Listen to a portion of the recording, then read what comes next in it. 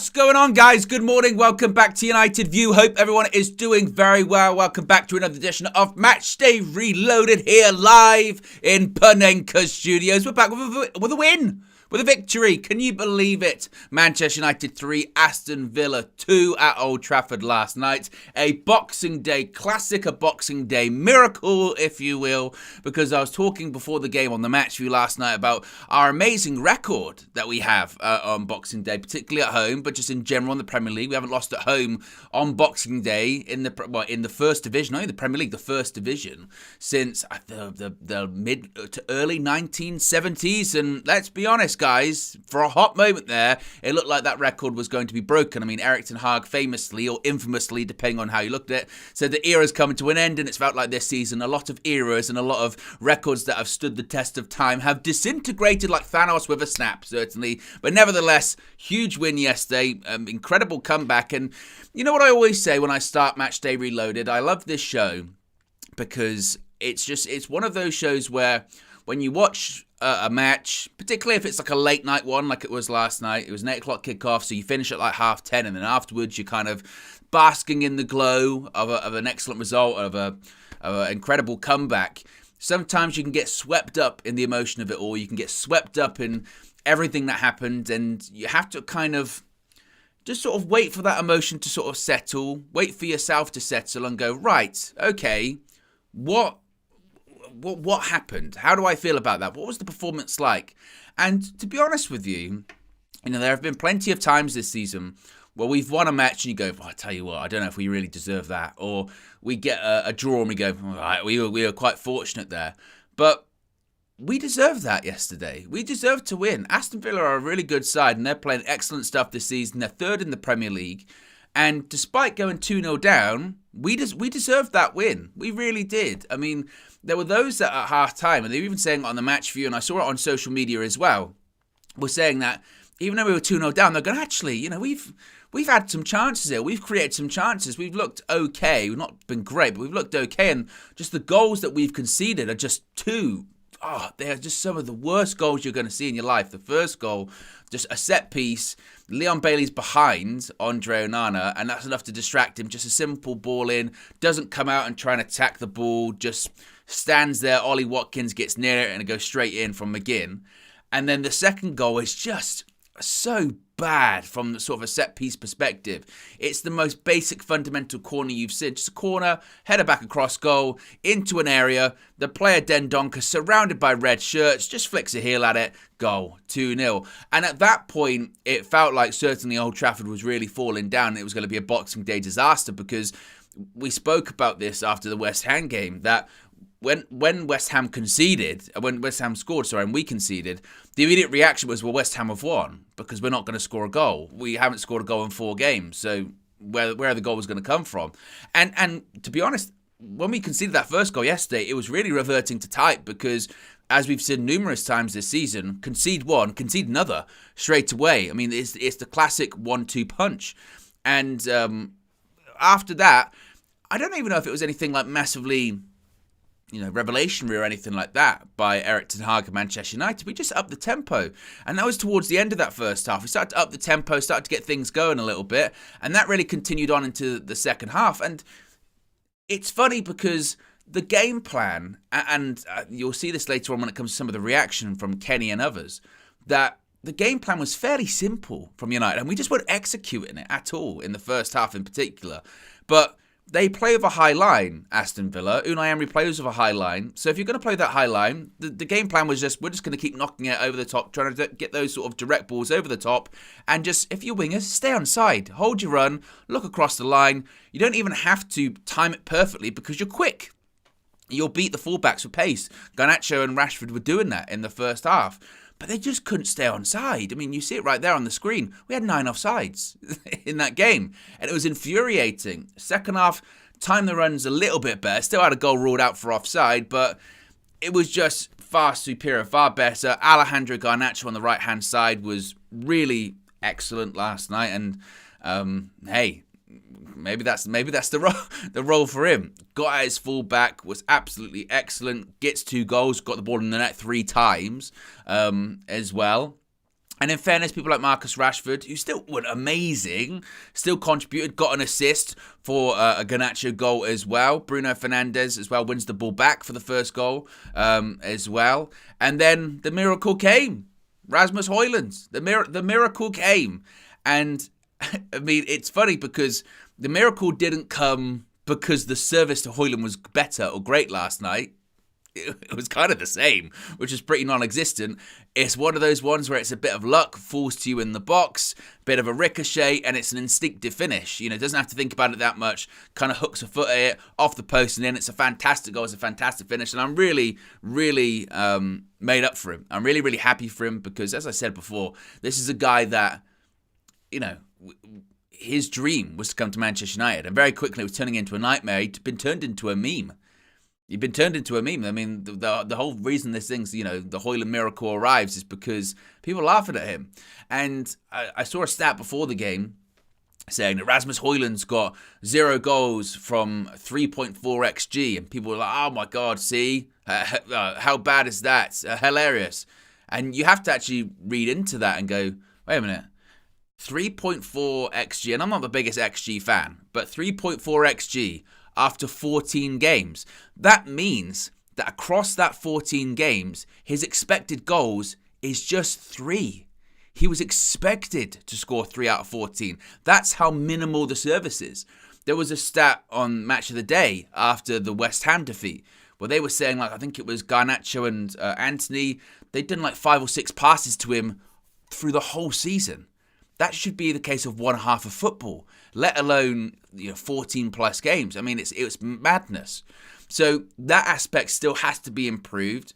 He's not perfect either. Some of his timing of his runs into the box need to be better. Sometimes you don't want him to wrestle as much with the centre backs. You want him to kind of spin off. But absolutely delighted for him, and what a game. What a game, and what a performance, what a comeback. And one thing for certain, you can't say, I don't think, that the players aren't playing for Erik ten Hag, because if you're not playing for the manager, then when you go 2-0 down, you completely collapse. And they did not do that. So credit to them last night as well. Super chat from Treble Champ says, most important thing this morning is the SEC filings indicating that Sir Jim Ratcliffe must make an offer for the full club in 18 months with full refusal to outside bids. Now, I did see stuff like that. I'm going to be honest with you, Treble Champ, that I saw the news about the SEC filings. I don't know if that's exactly right. I saw something where it's like no dividends for a period of time. I saw something when it was if they obviously has first refusal on shares too.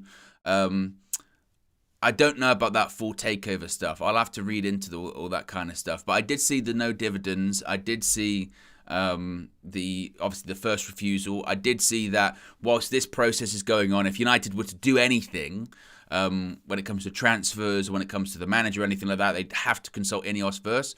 But that full takeover stuff, I mean, I don't know. I mean, again, like I said, I'll have to read into that more extensively.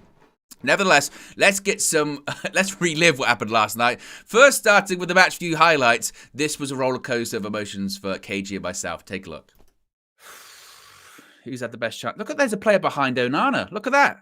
There's a Villa player standing behind the keeper, Leon Bailey. Not offside, mate. By the letter of law.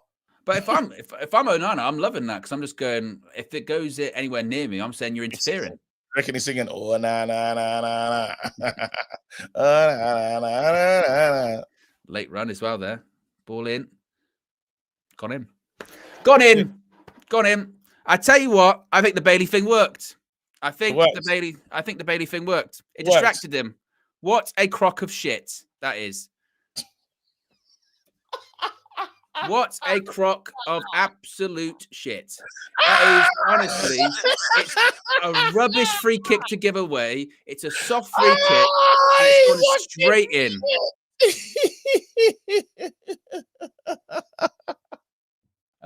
Ball in. That's a free header.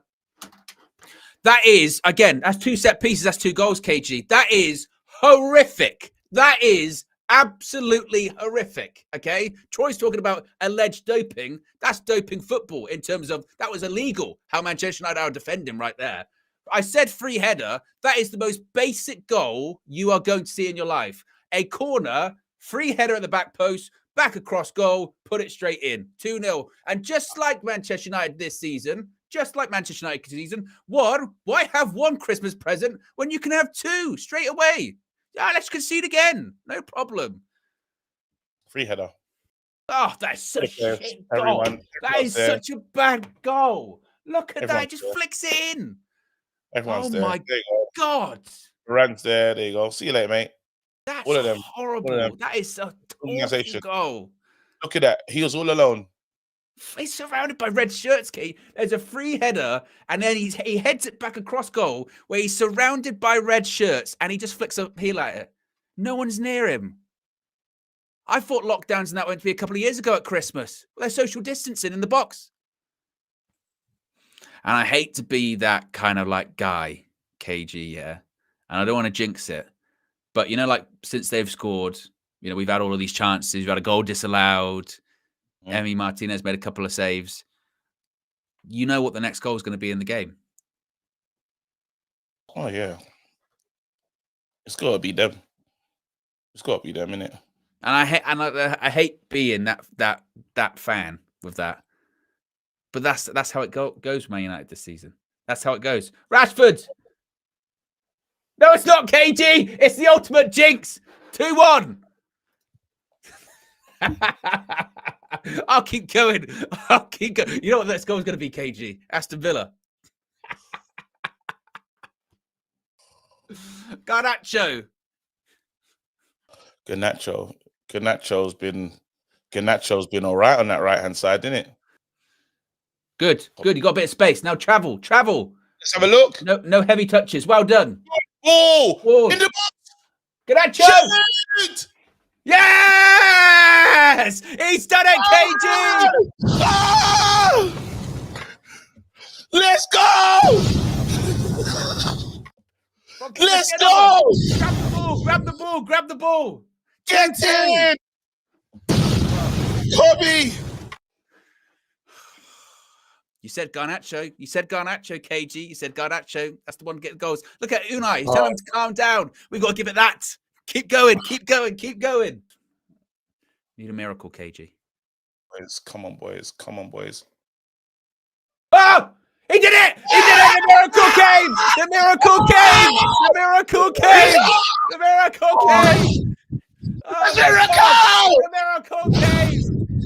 Oh!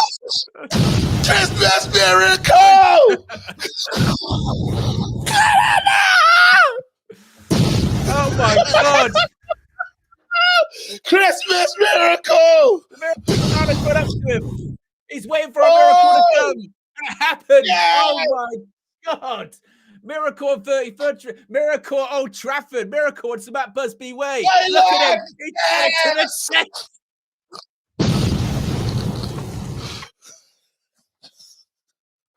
Yes! Oh. Rasmus! Ball in. Ricochets. Volley. That's brilliant. That's brilliant. First goal. Open up your yeah. That's a beautiful goal. Technique. Oh, beautiful. I tell you what, you can't be the KO match views, can you? Can't be the KO match views. A lot of positive feedback on that last. And all positive feedback about the gifts. I tell you what, I didn't think that through yesterday when I was setting that up. That if you go 2-0 down, you're gonna have KG a gif keep popping up. KG going, or him zooming in. Like that. That was a lot of fun, though. How many likes are we on at the moment? We're currently at only 57 likes. If you haven't already, click the like button. Be sure to subscribe, bottom right-hand corner as well. Let's get some quotes from the game, from the manager and from the players as well. Rasmus Hojlund said after the game, "I'm the happiest man alive right now." And Alejandro Garnacho also said, "We are Manchester United. We never give up."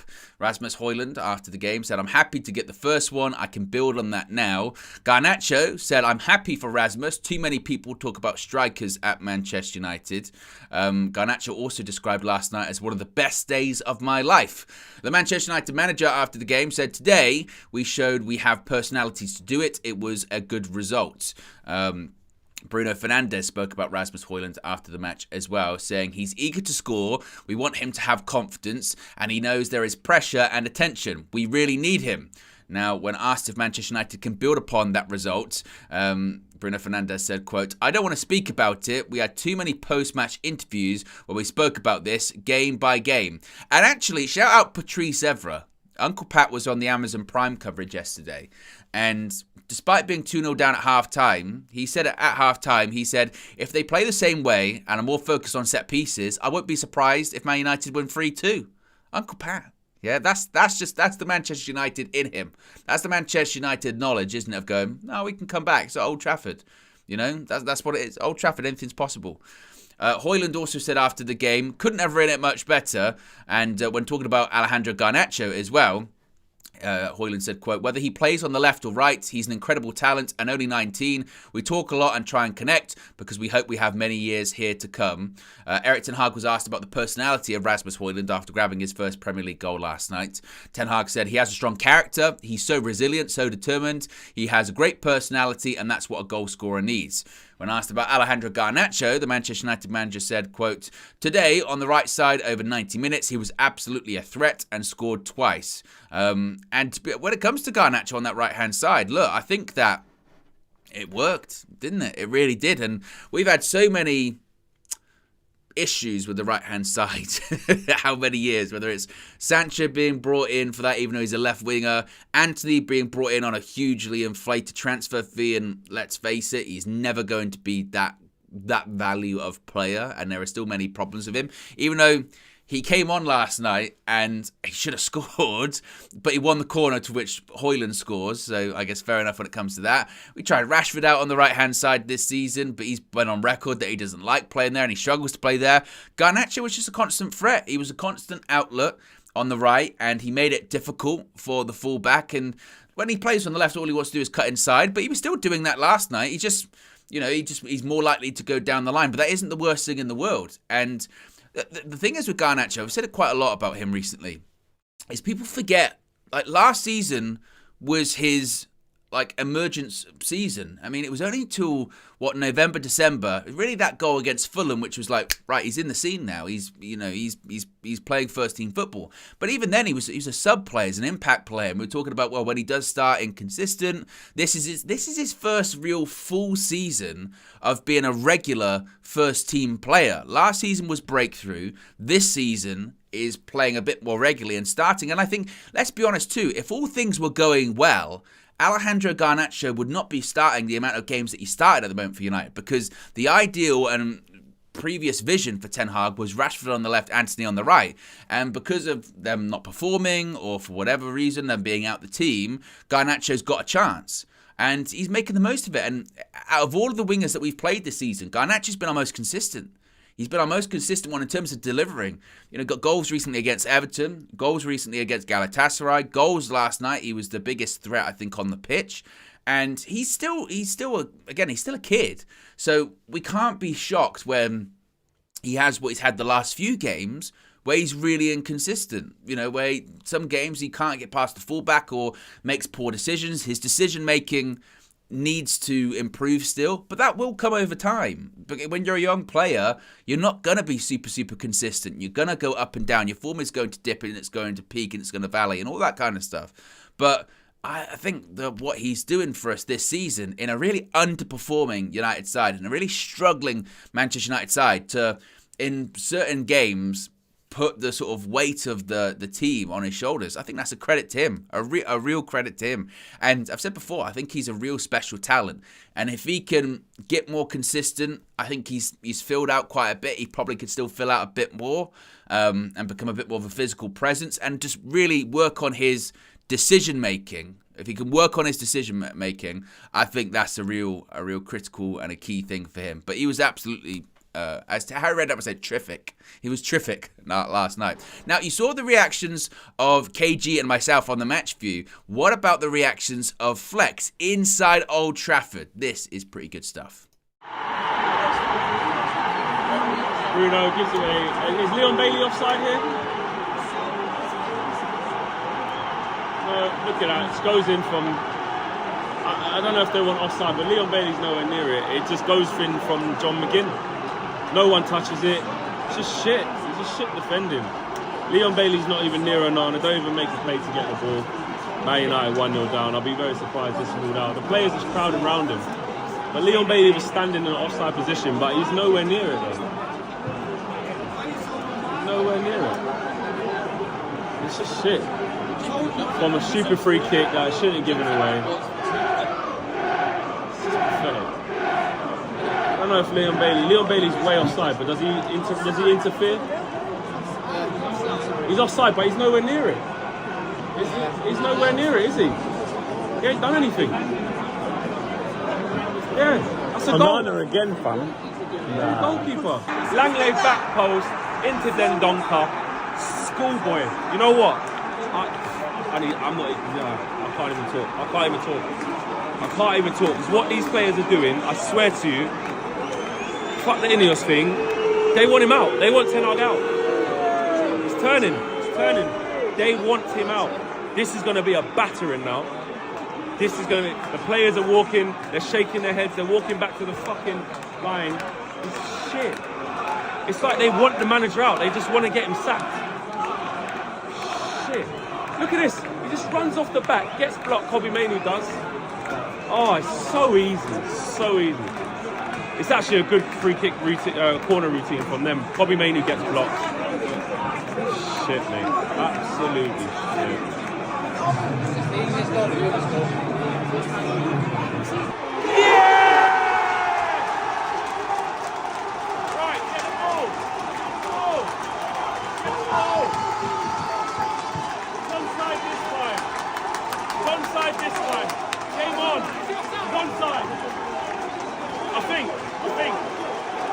I think he's onside.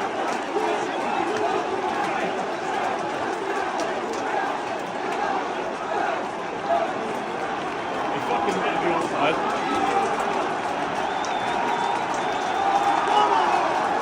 They give it away. Onside. Onside. That's right. We scored a goal. Can we score some more? Don't know.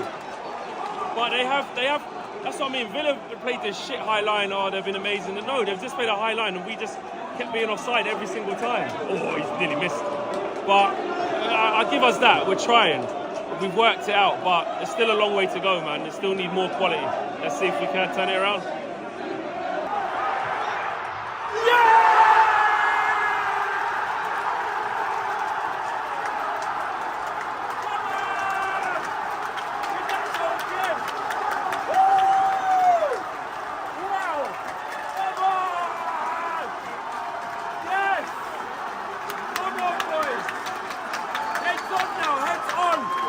Makes it 2-2.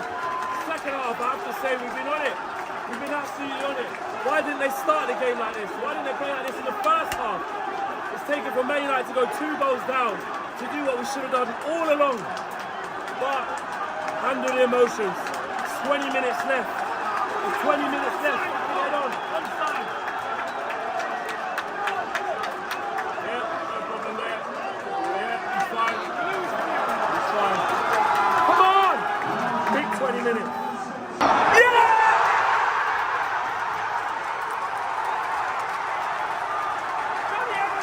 Johnny Evans! Rasmus Hojlund! Rasmus! He gets his first goal for Man United in the league. Rasmus Hojlund! Come on!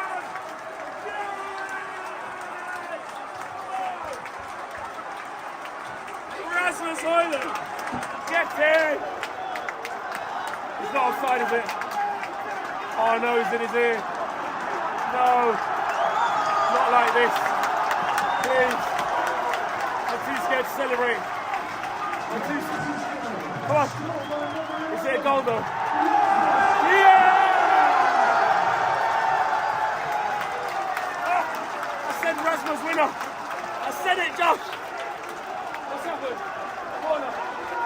Header. Onside. What a finish. Rasmus. Come on. Oh, the emotion. The emotion. Unbelievable stuff from Flex inside Old Trafford last night as well. How many likes are we currently on at the moment? Let's have a look. We've got over 700 people watching, 121 likes. Let's see if we can get it to 200, 250, even 300. Absolutely is possible. To be honest, I mean, why can't we get it to 700? I mean, if there's 700 people watching, anything's possible. Super chat from Ray here. Says, there you go. I think as fans, we forget how young some of our players are. We need to be patient with our team and Ten Hag. I'm worried we don't have the patience. I think, to be honest though, Ray, with that, I think that the fans do have patience with quite a lot of the younger players. I think the fans have patience with Hojlund. I think there's a general sort of acceptance that for him to be £72 million is grossly overvalued and we overspent. In addition to that, I think there's a general feeling of that pressure of him to lead the line shouldn't have been there. And I think with some of the other younger players, Garnacho, Kobbie Mainoo, I think there is a willingness to be like, we'll get it. I think the anger is more towards the senior players and the players that have been there for a long time that don't perform or revert to type. The Brunos, the Rashfords, the McTominays, etc. Points, Maguire. That kind of those people that have been there a long time, and you go, what are we doing here? That's the thing. I think a great example is Kobbie Mainoo against even West Ham. Makes a mistake, but no one was really bothered by that. They were happy for the effort and the endeavour, and he was excellent again last night as well. Now, a couple of things I do want to point out because I know some people have been asking about this. So whilst those highlights were playing, I was just getting some more information on it. So there was some more information regarding INEOS last night. It was kind of after the game or it was sort of developing during the game. Of course, Dave Brailsford was at Old Trafford last night. Jim Ratcliffe wasn't there. He's expected to be attending a game in the new year. It's been earmarked that possibly the Spurs game on the 14th of January could be the one that the INEOS chairman attends. Now, Manchester United filed the SEC filings related to this 25% acquisition of Manchester United PLC by INEOS last night, and it adds some interesting extra detail about Sir Jim Ratcliffe's 25% stake. So Ben Jacobs is reporting that all six Glazers have equally diluted their Class B shares, and no dividends, this is quite a key aspect here, no dividends will be paid for 3 years. 3 years, no dividends will be paid. In fact, Sir Jim Ratcliffe's been on record several times that he doesn't actually believe in them that much dividends. In addition to that, a sale can't be solicited in the first year after closing, which is usually par for the course when it comes to mergers, acquisitions, things of that nature, in that they can't sell the organisation for a year after closing. And it must be done at a minimum of $33 per share if within 3 years of closing as well. In addition to this, the Times is reporting in a documents for the authorities, the SEC filing, we learn that the club cannot appoint, dismiss or accept the resignation of a director of football or manager during the ratification process without first consulting INEOS. Basically, this means that in this sort of 4 to 6 week period where it has to go through regulatory approval, Premier League, FA, all of the governing bodies, if Manchester United wanted to make this sort of drastic change with sacking Erik ten Hag or getting rid of John Murtough, they can do it, but they have to consult INEOS. They can't just do it outside of that. So this is something that I've been saying a lot in all of these shows prior to even being announced that INEOS, the 25% was completed and all that kind of stuff, is that the people there right now, they're not going to make that decision without INEOS. And frankly, some of them, if you're an interim CEO, you can't make that decision anyway. So that's why I said, even when it was 2-0 down yesterday, Erik ten Hag's not going anywhere anytime soon. And it doesn't make any sense for him to go anywhere anytime soon when they're rebuilding the executive structure at the club. That's what they're doing. Now, big changes are going to happen at an executive level over the course of the next several months. And by the end of the season, I think that will probably be a time in which they do discuss Ten Hag's future and see how things are going, take the pulse of where things are going, see if Manchester United improve their form and what's the general feeling around the club. But that's why I pushed back on, I thought people being reactionary with he's got to go tomorrow or he's got to get rid of him tomorrow. Like, that's just not feasibly going to happen. Like, it's just not, particularly with all this going on. So that's an interesting part of this. So if you're expecting, those big sweeping changes, it's possible they could happen, but it would have to be an INEOS, I guess, approved decision. Now, James Ducker from The Telegraph is also reporting that under the so-called drag-along rights, Sir Jim Ratcliffe would be forced to sell his shares subject to him receiving a £26 per share cash offer from the Glazers should they decide on a full-on sale 18 months from now. Basically, that what they're saying here is that if the Glazers decide in 18 months, they won't be allowed to do this for a period of time. But if they decide to, if they decide they want to sell, and I guess not to him, then they would have to offer him, they'd have to buy shares off him. I don't really know how a lot of this works, yeah? Because on one hand, they're saying that if the Glazers do want to sell, then he gets first refusal. But at the same time, they're saying that, they would be forced to sell. I don't know.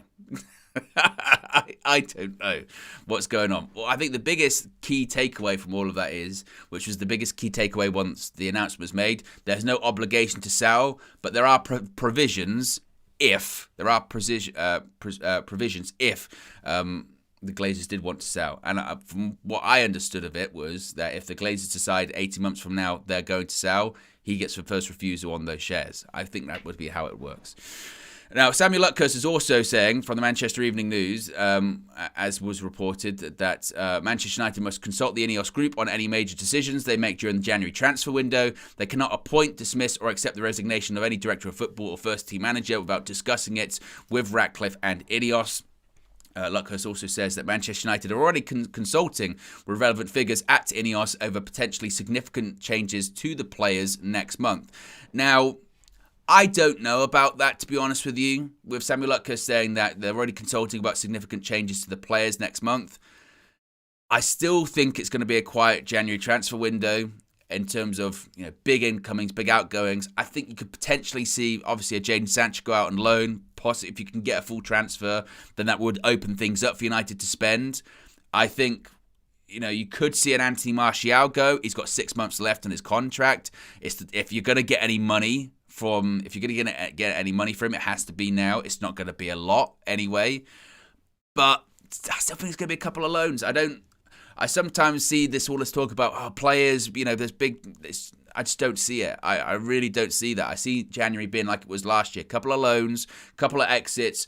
Obviously, if there's a big exit when it comes to Sancho or someone like that, 50, 60 million, then possibly then we can maybe go into the market. But I don't see that. I see the summer. And I think the right thing to do, as I've said time and time again, strategy and planning. That's what we need.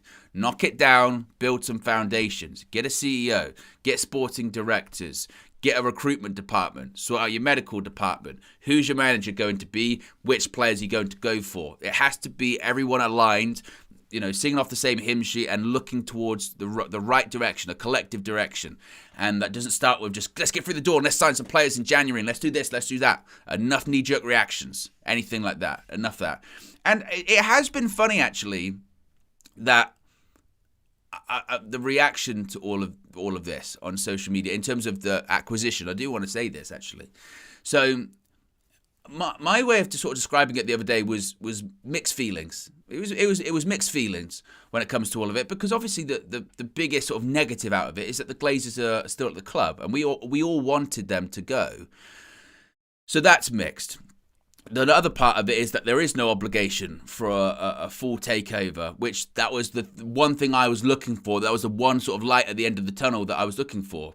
But I've seen a lot of reaction of this all terrible, and a lot of mistruths actually about it as well. He's buying the club with debt. Well, that's not true. Like that isn't true.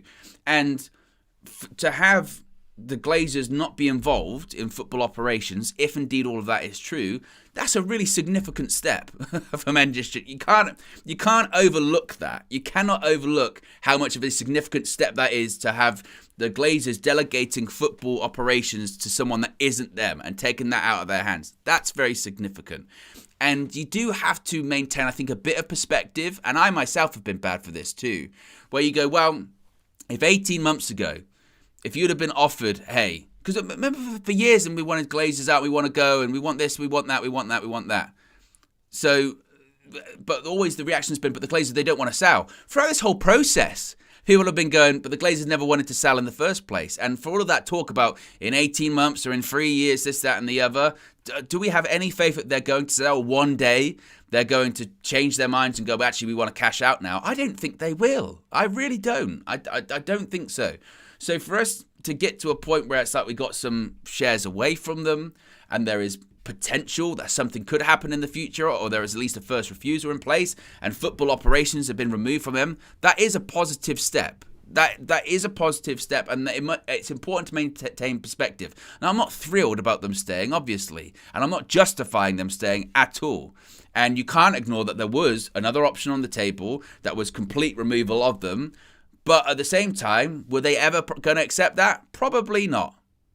And I still have big reservations and questions about how it's going to work in practice. I still have big questions about the politics involved in all of it, when the first time people start stepping on each other's toes and people start overruling each other, because this has been a succession of a club in terms of it being designed by committee, and you hear these horror stories about, people wanted this, people wanted that, people blocked transfers and all that kind of stuff. So don't get me wrong, I'm not saying that it's perfect by any stretch of the imagination, but I feel like a lot of just completely, it's awful, it's terrible, Manchester United are done, or anything like that. And I don't think that's particularly fair. I don't think that's particularly fair. And I have seen a lot of mistruths about it. It wasn't my first choice, I'll be honest. I wanted the Glazers removed. I didn't care who did it, and I didn't care where the money came from, anything like that. I just didn't want the Glazers involved at all. Now, was that me being pie in the sky, not me being realistic? Maybe that was part of it. I'm glad it's over, and I'm glad that it's we can move on from it as well. And I'm glad that United once again can have some semblance of a forward direction and a forward plan, because for 18 months, or about a year, we've been completely frozen. You cannot have a progressive forward-facing plan and look to be building towards the future when you have no idea what your future looks like. So I'm happy for that aspect that it's done, and I'm happy that the Glazers aren't in control of football operations, or at least apparently won't be. So, it's not perfect, but I have seen a lot of, really just Man United are dead and all this kind of stuff, and there are still things that obviously need to be fixed. When they say, it's $300 million that's going into the stadium, you go, that's going to be one stand. How's that going to work? And the existing debt, how is that going to be serviced? There are still these massive fundamental problems there. But at the same time, I suppose you've got to take your wins when you get them, particularly with the Glazers in charge as well. That's just where I'm at with it at the moment. Again, I'm still in mixed emotions about it, because it's not a perfect solution. At the same time, were we ever going to get a perfect solution? I don't know. I'm not sure if we were going to get that at all. I think we're caught up when it comes to super chats. Let's get some more reaction from outside Old Trafford. Here are Flex's thoughts on the game. Voice is gone. Didn't expect it. Couldn't see it coming. I said I feared the worst for this game, and the way that the game was in the first half, it was peak. I ain't gonna lie to you. It was peak. The defending that we had was just shambolic for the 2 goals that we conceded. They were so soft, and then you think, we're staring down the barrel. I felt like, after the second goal, I was like, I think the players they just want Ten Hag to get sacked. They just want him out. It's over. We're staring down the barrel of defeat. It felt really toxic. The players were booed off. They were booed when that goal went in, and they booed off at half-time, and rightly so. But there was still this weird element that, of the frustration of, not one attacker could work out that Aston Villa were playing a high line, so just wait to make your run. Just wait. That's all you had to do. Just wait. It wasn't rocket science from Unai Emery, and it shouldn't have been rocket science for our attackers to work out. Just hold your run. There was sort of an overstimulus, like an overexcitement to get in behind, and there was so many offsides, and I've seen that Aston Villa gets so many offsides in the games that they play because of how they play, but they wasn't great today. They wasn't. It was that we were playing into their hands. And their tactics ended up working because we were getting too anxious, getting too agitated to try and be in. And it was costing us. It was absolutely costing us. But I have to say, at 2-0, I thought it was dead and buried. I really did. I have to say, I did not think we would come back from that game. And second half, what changed? I think the composure changed. I think that's the biggest thing, because actually the game plan of how to play against them was correct. It was correct. Balls over the top, get the ball into a midfielder, ball around the corner, break the high lines, make runs from deep. That was the right game plan, but we just weren't implementing it right. But in the second half, balls started to fall. We started to be a bit more composed on the ball. We made sure we won the ball back really quick. We were aggressive, and there was belief. And we had to face adversity in terms of Garnacho scoring, again, another offside. And then you just think, it's just not going to be our day. It's offsides galore. It won't fall for us, and it's just going to be one of them. But the more we started to believe, the more pressure we started to put on Villa, they started to regress. They were really poor, kept turning over the ball. And we get the first goal through Alana Garnacho. Again, he was an absolute live wire. And actually, you know what? I said on the way up, I was like, maybe he should come out the team. Maybe he should come out the team. And it was Anthony to come out the team. And it paid dividends for Erik ten Hag to be able to get him to perform. Because one thing about Garnacho, even if it wasn't quite going right for him until he got his goals, he just kept working. He ran his nuts off. He kept pressing. He kept making runs in behind. He kept keeping the Villa defenders on their toes. So it's a big shout out to him. It was a good finish for the first goal. And the second goal, yes, of course, he gets a little bit of luck, but you make your own luck. You make your own luck by doing the right things consistently well. And he did that. And then Old Trafford you just start to get this belief. Everybody around me, everybody around the stadium was like, we can come back. We can actually come back. And we haven't scored a goal in 4 games before this. 4 games. So us scoring 3 goals today was not on a lot of people's minds. And that's where the boys do deserve credit. They showed fight when really at 2-0 down at half-time against a team like Aston Villa, who are a good team under Unai Emery, they put up that kind of fight. It was the biggest thing was the fact that it took us 2-0 down to start playing like that, to start playing with that intensity. That was a massive frustration for me. But when you actually skim it back, we actually had the right tactics from the start. We just weren't implementing it right because we were just too anxious, too willing to try and get in behind. I have to say as well, Rasmus Hojlund finally gets his first goal in the Premier League. Do you know what? I said to Josh when I was watching it, I was like, I've never seen a player so close to scoring, but yet so far to scoring. He's always like a little bit behind the play where he can't get the tap in, or somebody doesn't pass it to him early enough, or he's offside, or he has to wrestle players, or he's not getting the service, or he's not holding it up properly. All these little small discrepancies and plus he's feeding off scraps. And today, to be fair to him, it was a similar type of game. I don't think he even had a shot apart from that goal. Again, one of the fewest touches. But I saw a stat before the beginning of the game, and it had the players who had sort of the fewest touches in the league. Erling Haaland, right up there, fewest touches, but look, gets loads of goals. Ollie Watkins gets fewest touches, but he's got like, I think 6 or 7 goals, and he's a good goal scorer. It's not always about how involved you are, but you have to be tuned in and tapped into the game, and you have to be clinical. And I think Rasmus Hojlund, whilst we're not playing to his strengths and he doesn't get all the chances that we would like to give him, sometimes he hasn't been as clinical as we'd like him to be because he's snatching at chances, maybe making fouls because he's just, again, so desperate to score a goal. But he keeps his attitude right, he keeps his work right, and my God, he deserved it. And you know what? When it's not going for you, you either need one of 2 things. You either need a lucky goal where it just hits off you and goes in, or you need an instinctive goal. And that was an instinctive goal where he didn't have time to think about it. The ball comes off Johnny Evans' head and goes to John McGinn. It flicks up at him, and it's a brilliant finish. Big up to Flex outside Old Trafford last night. I do want to say, by the way, Johnny Evans, it's... I'm almost at a loss for words for him, because against West Ham, I was doing the watch along, the match view with KG, and I was like, is Johnny Evans our best player on the pitch? Like, despite us conceding 2-0, he was our best defender that day, and our best player just in general on the pitch, and he was again last night. He makes a massive block, but it's going in. The ball is going in. Onana's not going to save it, and he makes a fantastic block as well. And it shouldn't be working. And he shouldn't be at Man United. That's a Glazonomic signing, right?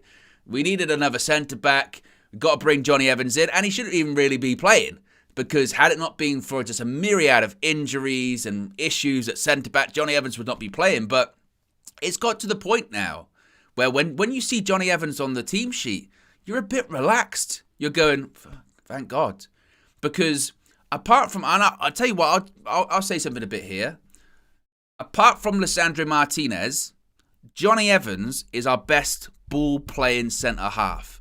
Johnny Evans is composed on the ball. Johnny Evans can receive the ball from Andre Onana under pressure, no problem. He's composed, he's calm, he blocks, he wins headers, he travels with the ball too. He's been absolutely incredible. And, whether it's getting an assist at Burnley, whether it's, making blocks yesterday, or whether it's just, again, being that calm, composed figure. But on the ball, technically, he's our best ball-playing centre-back. So and this is instance, right? The Manc says here, are you forgetting we have Varane? I'm not forgetting we have Varane, but I think one of Varane's strengths isn't his sort of ability to play on the ball. He's decent, obviously, on the ball. Johnny Evans is better on the ball than Raphael Varane. Call me crazy. Call me crazy. In terms of technique on the ball and being comfortable on the ball, Johnny Evans is better. That's one of his strong points. And I'm not saying Raphael's a much better defender than Johnny Evans, but in terms of being on the ball, Johnny Evans is quality. You know, and does that mean that give him a 3-year contract? Of course not. And again, he shouldn't be here, but you have to credit him. Have to absolutely credit him because he's been immense. And to the point where we're playing Forest or New Year's on the 30th rather, and you go, I hope he starts. I hope he plays the game because we need him.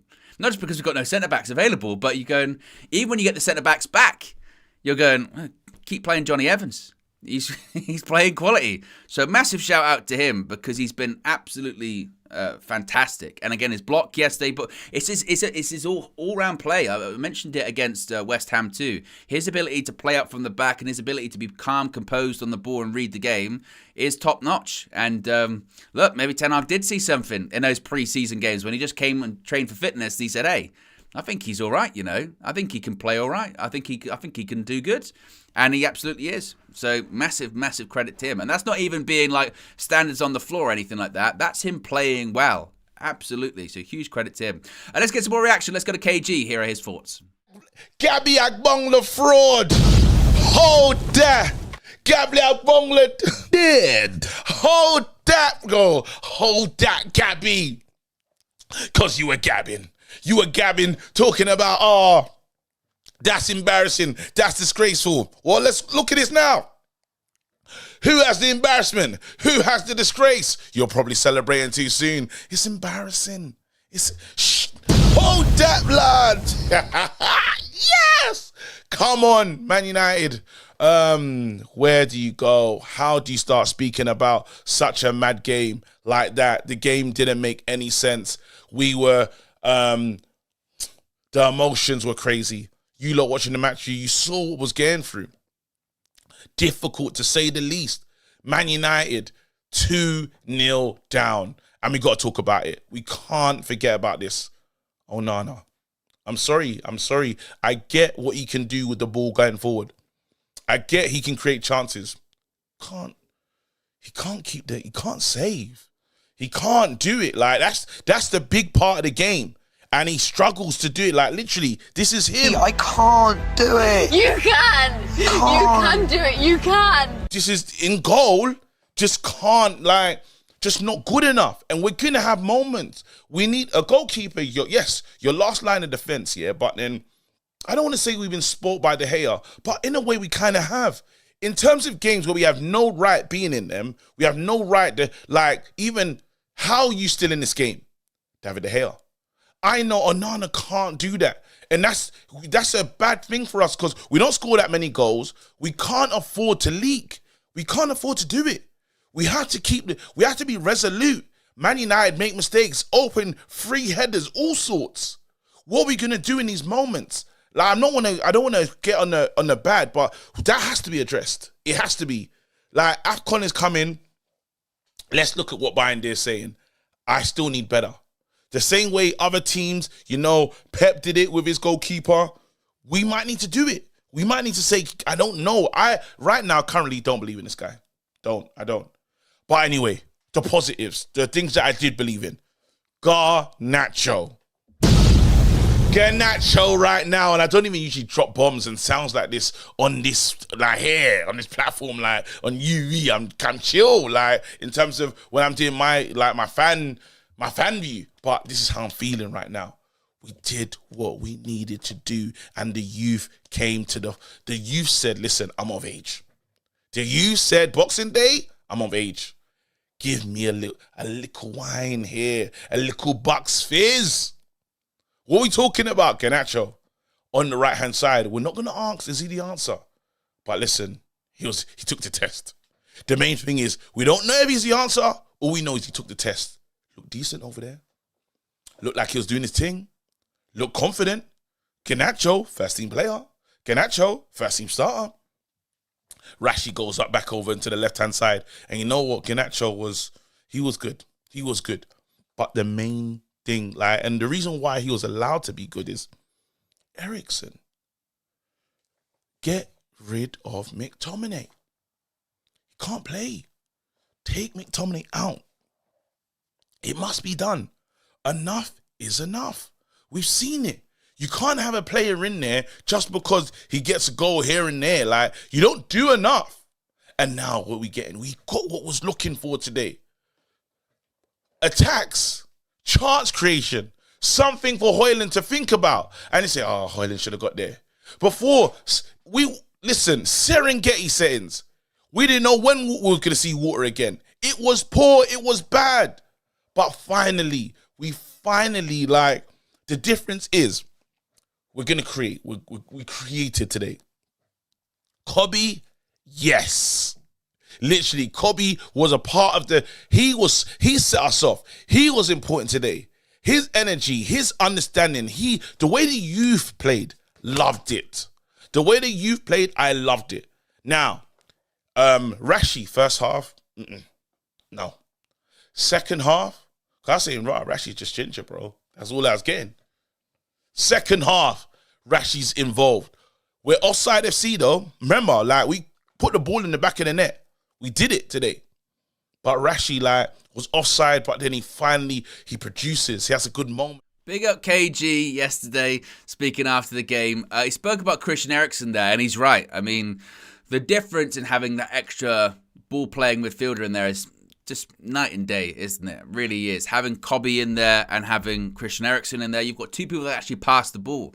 And that was a massive difference because obviously the game plan again was those just balls over the top, try and get it to break the high line, which this players couldn't stay onside. But Christian Eriksen, just a massive difference. I mean, it's a huge upgrade from Scott McTominay, isn't it? Just ability to play the ball. KG spoke there obviously extensively about Andre Onana. I feel that second goal is not his fault. That's just really poor defending. First goal, I think in that kind of area when that ball's coming in, when you're near sort of 6-yard box, you should probably come out and just try and wipe everyone out. I saw a lot of people saying that the save he made, I think it's at 2-1 or is it 2-2 or anything like that. They were saying that was a great save, as an important save. I think that is he has to save that, and if he doesn't, there are massive questions asked about it. I think the problem is with him is his basic fundamentals of goalkeeping, i.e. shot stopping. They are so dramatic and they are so over the top.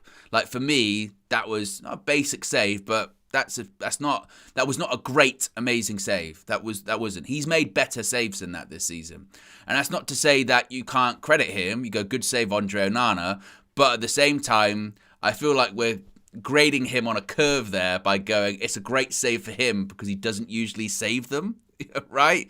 And I get with that first goal that you could argue, well, Watkins is near the ball. He's anticipating him, getting the ball.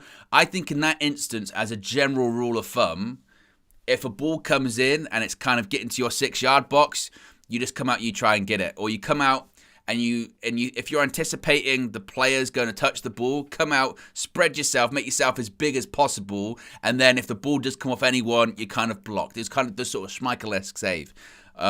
So look, he's made worse mistakes this season. I don't know if that's a massive error. Those two goals were just really, really sloppy, just in general from a defensive point of view. But so I don't know if it was like like in other games this season where it's like he cost us the game and all that kind of stuff. No, but I still do think that we're in sort of December, and I do think there are real concerns for me still about his basic fundamental goalkeeping. But his distribution was good yesterday as well. It was better, much better yesterday. The thing is with Onana, if you dropped him in Man City's team, it wouldn't be a problem because they have so much of the ball. They only concede a couple of chances per game, and if you do concede, you're going to go at the other end. You're going to score 3 or 4. You're going to score 4. We're not sort of the team where you can have that sort of goalkeeper that's just a little sprinkle on top. Because we do concede chances and we don't score enough so that if we do concede, we're kind of screwed. And look, and on top of that, he's just dropped some howlers this season. He has. It does feel like, you're always, you don't know when it's going to come next. You don't know when it's going to come next, and that's the worry. But it's going to be interesting to see what happens when it comes to AFCON, of course, coming up, was it in a couple of weeks now? So it'll be interesting. First of all, it'll be interesting to see who plays, if it's going to be Heaton or Bayindir. You would think it's going to be Bayindir. And are we going to have a situation where we don't know what we've got until we don't have it with Onana? Or are we going to see a significant upgrade and going, actually, you know what? Maybe that's a bit better. It's going to be very interesting to see, certainly. Finally, let's get some reaction from Kenny. He was speaking to Flex outside Old Trafford. This team. I know. This team, eh? I know. The whole club needed that result, didn't they? The fans, the players, everybody associated with the club. But I know it sounds crazy, but to me it just reminded me of Notts Forest game. We were 2-0 down, and I didn't think Villa were playing that well. We give 2 softest goals I have seen us give all season. Terrible defending, and then all of a sudden, for me, it was a Ten Hag masterclass. I've got to be honest, because if you look at the stats, and I looked at the stats prior to the game, Aston Villa get more free kicks from offside than any of the, twice as many. So that tells you they play with a very high line. So you knew that he had his speed merchants on. We had Hojlund on, Garnacho, and we had Rashford on. And it was just a case of timing them and runs. Yeah. And we just couldn't, we was taking one past too many. But I knew all the time, I thought in the second half, even at 2-0 down, we get one, we get at least a draw out of this. And as soon as we come out of them in the second half, the balls were coming over a lot quicker. And all of a sudden, and to be fair, in the first half, we must have created 7 or 8 chances that we've not been creating. They weren't, we weren't transitioning the ball well. There weren't good passages of play. It was just. It was just effective because of what you were facing against. And I couldn't understand. And they weren't going to change. Exactly. And I said to the guy at the side of me, all Unai Emery needs to do here is come back 10 metres. If he comes back 10 metres, we can't play against it. Because we can't play. Very naive from them. Well, you say naive, it's what's got them to the top of the league. It's their style of play. Exactly. It's like the Spurs thing, how Ange plays, high line. But you come unstuck. It was very, that's when you 2-0 up at Old Trafford, you got to maybe change something. They didn't. And I think what you'll find in the second half of the season now, teams will play against them like that. Yeah. And if you've got pace, you can beat Aston Villa. Because they're so high up. And every time we're all shouting, we're looking for Rashford coming in, we're looking for Garnacho, we can see it, it wouldn't come, and then all of a sudden they make that run and you knew you was going to get a chance. I know you love your young players and you're always a big advocate for it. Young Garnacho, as you like to call him. Yeah, young Garnacho, incredible. And at times, we've always said he's an impact player, and then we're impact goals. Then we're impact goals. That was him at his best, running the ball in front of him, not stood, waiting to tip and tap and little triangles. That's not Garnacho. You put the ball in front of him, 5 yards in front, he gets the ball and he runs at that goal and he scores. Today he could have had another couple of assists for Hojlund or whatever, but no, excellent. And Rashford, I'll give Rashford praise. I thought Rashford had his best game as I've seen for a long time. He looked like Rashford. What was it he was doing differently that you saw? He was running with the ball. He was just running with it. But that was a tactic, wasn't it? And it suited him. It was a game for him today, It was perfect. And he still didn't get everything right. No, but like you said, in terms of the intent of what it was to do. When he shot, he was on target. Yeah. Rasmus Hojlund gets his first goal. Yeah, I mean, oh my God. That's probably the most important factor of the game, isn't it, from a United fan's point of view? And it just previous to that, he was screaming at Garnacho for not passing to him. He's waiting 2 minutes after. But Anthony comes on, and I'm screaming. Everybody's screaming at Anthony to shoot. He doesn't shoot. We get a corner with it. He messed it up, didn't he? After this one, and I just said to my mate at the side, I said, just imagine if Anthony had a shot. Do you know what I mean? He didn't. And he made a stupid mistake or whatever, but it turned into a goal. What do you think that do for his confidence? Because it's actually a really good goal as well that he scored. It was John McGinn. John McGinn hits off his knee or whatever it is, thigh. It's great. Yeah. It was a centre-forward's goal because he was in the middle. It was near the penalty spot. He's in the middle of the goal. The ball comes to him, and he's not had that all season. He has not had them opportunities where he's in the centre of the goal and the ball's in front of him. He's not had And it's a good finish, it's not tapping. It's a good finish. Excellent. No, I thought today I was really, really impressed with the energy of the team. I thought Ten Hag got his tactics absolutely spot on. What do you feel about the criticism? I'm not saying I've seen it, but I'm sure it's probably still out there of people who don't see it that way, who saw it as 2-0 down, clueless. Look at the poor defending. This is on Ten Hag. You didn't see it like that. No, that wasn't on Ten Hag. No, what was on? No, you can't advocate for that. You cannot advocate for when to be fair to Villa. Like I said, Villa tactically with the corner was brilliant. They're peeling off. They found the space. They knew it was on-American. They weren't going to. We didn't deal with it well. So, but I think Ten Hag never changed. We saw no McTominay. It worked because the people are the two best people to play the ball in the middle of the park are Kobe Mainoo and Ericsson. They didn't need wonder passes off them. We just needed them to play football. We just need to play football, nothing spectacular, and they did it. It was steady. And Aston Villa could still be playing there, right? They wouldn't score through us. They would not score through us because we got that right. We were very narrow. Bailey, I thought in the first half, looked dangerous against Dalot, and I thought he did. He got a few 1v1s, and I'm like, you got to get out there, Rashford, to go help him. No, but they were. Big up Kenny talking to Flex outside Old Trafford last night. Save the Jungle's been a member for 5 months. Says that we finally found our starting forwards. I don't know.